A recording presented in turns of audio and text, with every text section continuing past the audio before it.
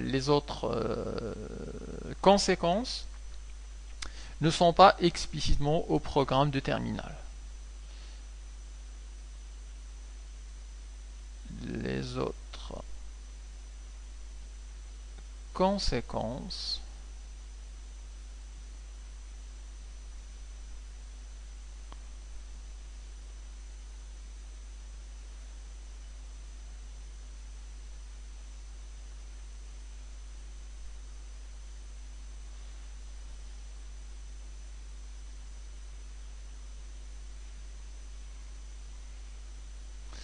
alors pour info, on peut parler de quelques autres conséquences intéressantes.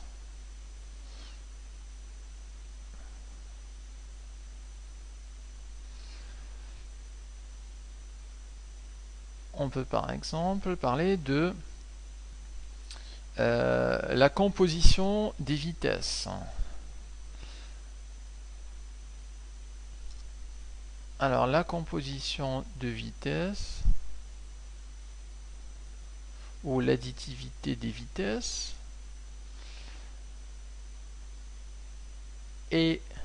devient fausse.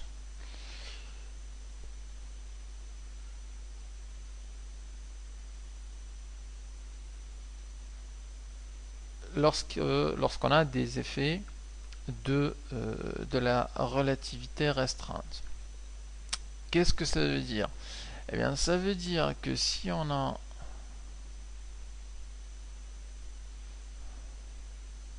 est dans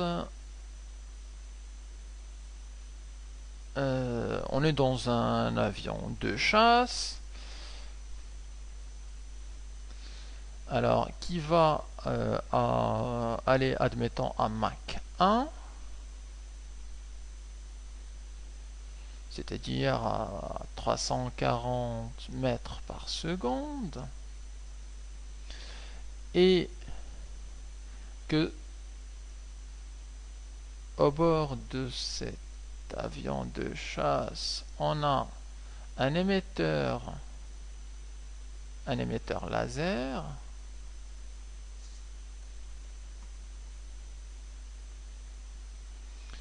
qui envoie un rayon lumineux. Le rayon lumineux, on sait que sa vitesse, eh bien, c'est c, v égale à c. Eh bien, la vitesse de ce rayon lumineux n'est pas du tout égale à c plus 340 mètres.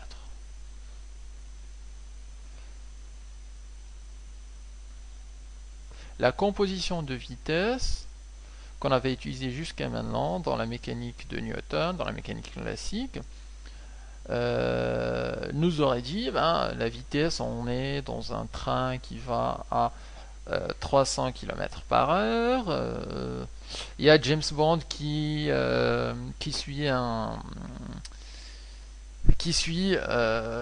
court à 30 km par heure. Et bien la vitesse de James Bond par rapport au référentiel terrestre, c'est 300 plus 30, ça fait 330 km par heure. Et bien cette composition de vitesse est fausse lorsqu'il s'agit de la vitesse de la lumière, puisque là, vous aurez remarqué, si on fait c plus 340, là on a une vitesse qui est au-delà ce qui est supérieur à la vitesse de la lumière, ce qui est impossible. Donc faites très attention à la composition de vitesse lorsqu'elle fait réagir la lumière. La lumière, déjà allant à la vitesse de la lumière, eh bien, en mesurant la vitesse de ce rayon laser, on trouvera simplement c. Alors, une autre conséquence intéressante de la relativité restreinte, c'est ce qu'on appelle la contraction des longueurs.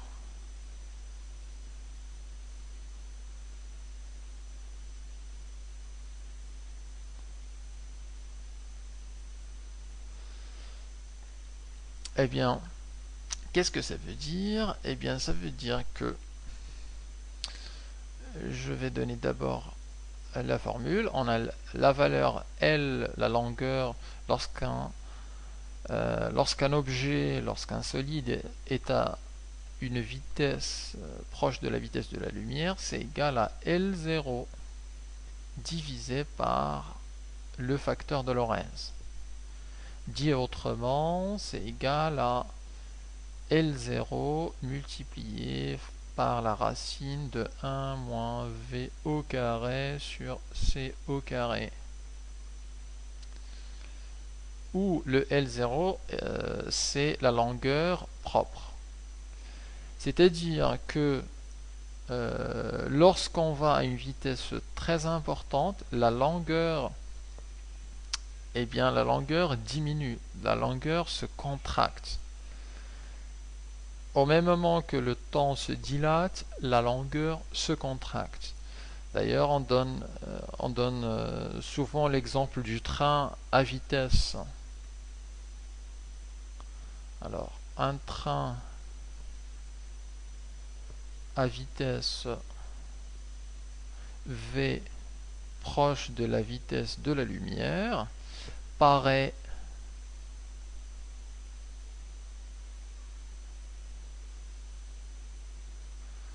moins lent.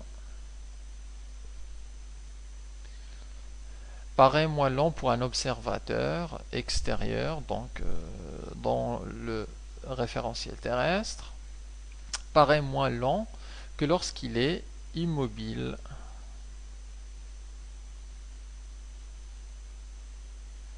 Immobile sur le quai.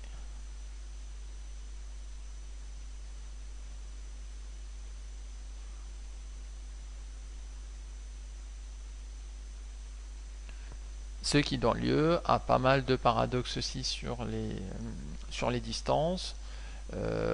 C'est une conséquence très importante aussi de la relativité restreinte. Alors, une autre conséquence de la relativité restreinte, c'est l'augmentation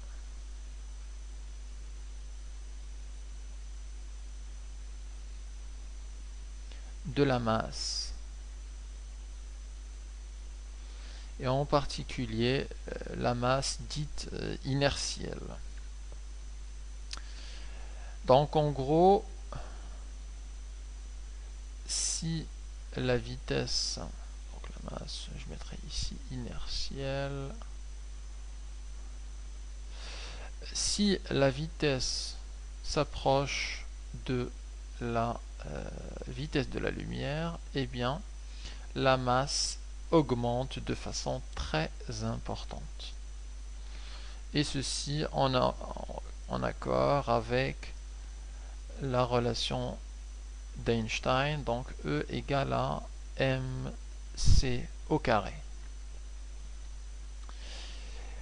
Et donc, lorsque la vitesse s'approche de la vitesse de la lumière, la masse du vaisseau, la masse de l'objet, la masse du solide, eh bien, augmente de façon importante.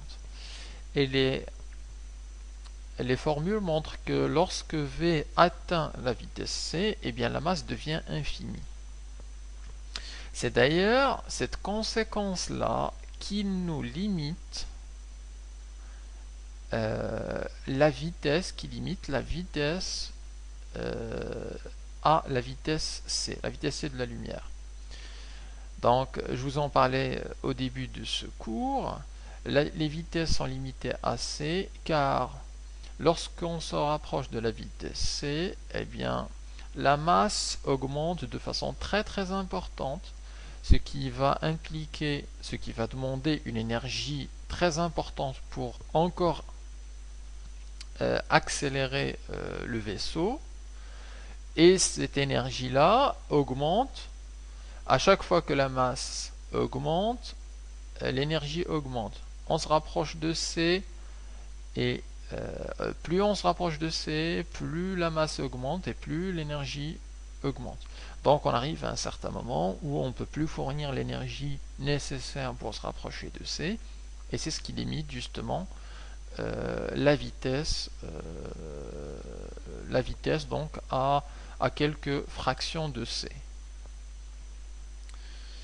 Voilà donc les trois autres conséquences importantes. Chacune aurait nécessité un autre cours pour en discuter, mais elles sont hors programme, donc pour votre culture générale. Alors en conclusion,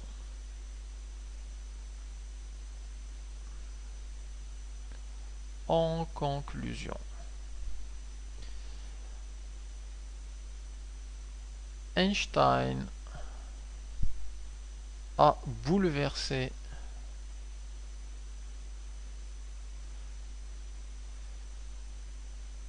le monde scientifique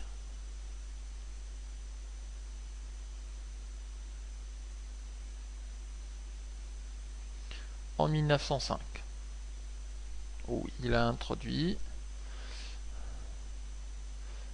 en énonçant ces deux postulats.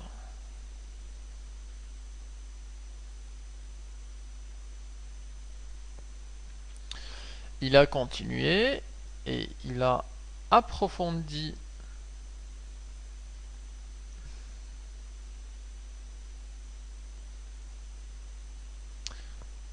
sa théorie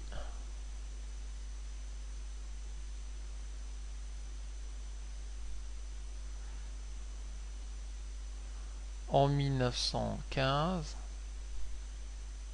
en publiant un système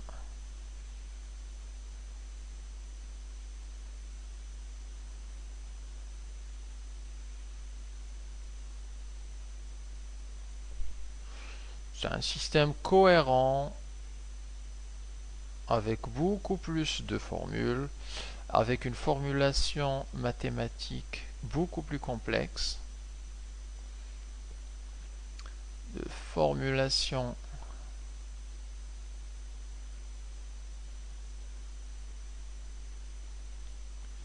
mathématique avec la relativité générale.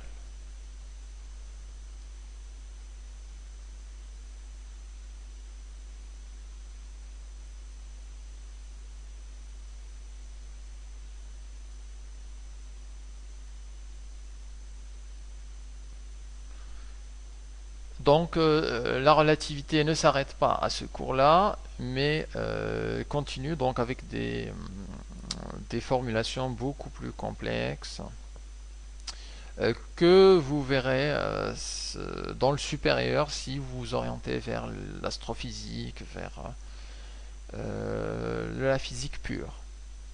Alors que dire d'Einstein? Eh bien, je finirai par dire qu'il a su à la fois choquer les physiciens, inspirer les philosophes et a fait le bonheur des militaires.